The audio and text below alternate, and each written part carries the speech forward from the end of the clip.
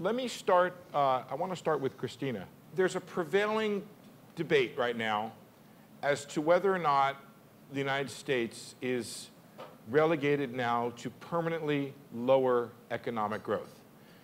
Is this as good as it gets, Christina? No, I don't think it's as good as it gets. I mean, there's no question we've been through just a terrible period, but I don't think there's anything that says, you know, it's inevitable. I think there are good reasons why things have been as bad as they are. We've still coming out of the financial crisis. Europe is still melting down. There are lots of reasons why the economy isn't yet popping.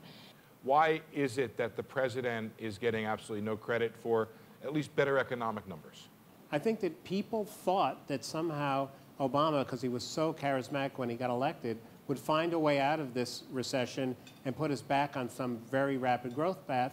And now we're seeing a lot of the chronic problems, many of which preceded the recession, are coming to the fore. I mean, the deficit's not really that big a problem. The Fed will do what it's going to do. We'll perk along. Maybe it'll be 3.1, maybe it'll be 2.8. We'll be okay.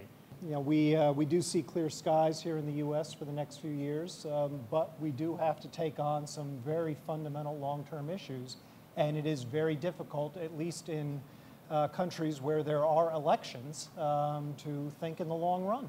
We go in and we level a charge against a bank, and we ask to negotiate with them a settlement, and if they don't agree to a settlement, the same person doing the accusation has the right to effectively shut it down if they're found criminally liable. Something's wrong with that judicial system. It seems to me nobody's standing up for the banks right now, but that there is a judge and jury sense right now with the banks, and it's the same person. Is that wrong? Do we need to change that system? Well, obviously it's different on the criminal side. It sits differently from FINRA. From the standpoint that we do use an independent set of folks from the standpoint of disciplinary panels to be able to review that, and I think that's the right way to do it. I think in the end... I'm talking about these big billion-dollar settlements with these banks.